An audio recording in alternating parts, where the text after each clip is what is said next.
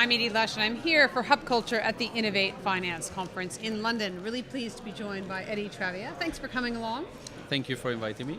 The CEO of Coinsilium. Now tell me what Coinsilium does. So we are an accelerator supporting and financing early stage startups in the blockchain space. Okay, and tell me about some of the most exciting projects that you've invested in. So initially we started investing more in transactional companies because in 2013, 2014 we were looking at the infrastructure for the whole Bitcoin and blockchain ecosystem. And then in 2014 when we moved to London we started focusing more on blockchain platforms. So the exciting projects we have invested recently are, for example, RSK Labs, which is a smart contract platform built for the Bitcoin blockchain, because the Bitcoin blockchain originally was not designed for handling very complex smart contracts.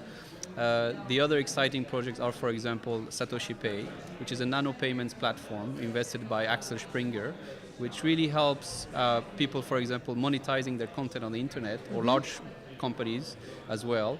It's a two-way platform, and you can basically pay. It's even smaller than micropayments. It's below 5 cents, and it makes it economically viable to do that. So you and I put our video up on the internet, and then we start charging what, a penny to watch? For us example. Speak? Yeah. Okay. You can charge a penny, and it's very simple to use. It's a widget wallet that appears instantly once you are in the service, and it's all priced in Satoshis. Satoshis are the smallest unit of Bitcoin. It's basically 100 millionth of a Bitcoin. So with a few thousand Satoshis, you have actually a penny. And if you want, you can program it automatically, and every time you go on a page which works with Satoshi Pay, you can see this content for a very small amount of Satoshis. So it means that the whole way about sharing data and the whole usual monetization of content on the internet, such as advertising, which people are more and more reluctant to watch and to view on the internet, can be changed and turned around by this type of new way to pay at a very small amount every time. Okay, so those are anything else you're excited about that you've invested in recently? Yes, so last year we also invested in a platform called Factum, and Factum is focusing on the mortgage industry in the US. They have exciting partnerships there. They are really focusing on that vertical, and it's an area which needs a lot of compliance, obviously, after the financial crisis. And it is really streamlining the process, where it's notarizing all the documents from, for example, a mortgage application. And once these documents are hashed and anchored on the blockchain, then you're sure that it has been time-stamped at a certain time, and you can go back and verify that it's actually there. So they hash this on the Bitcoin, for example, in the Ethereum blockchain. And both blockchains have a massive computational power behind it, so securing this data.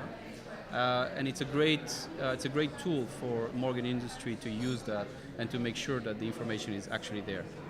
So tell me, in terms of some of the trends that you see when you're investing, what are the biggest ideas that you see emerging within this blockchain? So what is very interesting is that blockchain is originally more of an open source environment, and there is a new way today to finance open source projects, because historically open source projects have had trouble finding funds because they don't have necessarily an economic model that is very easy to grab at first sight. So for example, Linux back in the days was not obvious to see how to finance this kind of project, and the VCs were not necessarily interested in open source projects.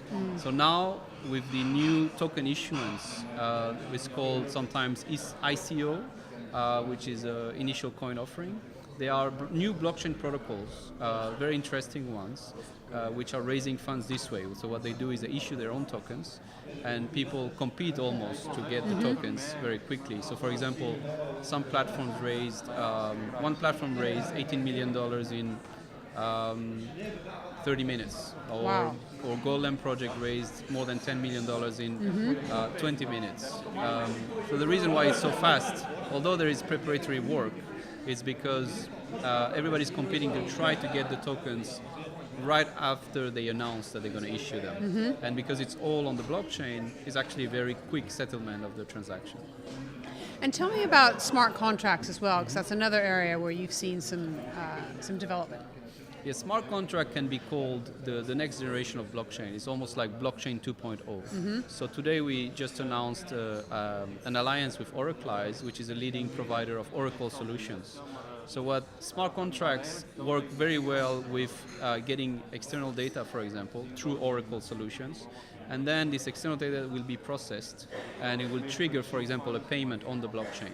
So smart contracts are actually self-executing codes on the blockchain. And this brings a lot of flexibility, and there are many applications you can do with that. So for example, smart derivatives, for example, smart leasing, smart contracts of any kind really.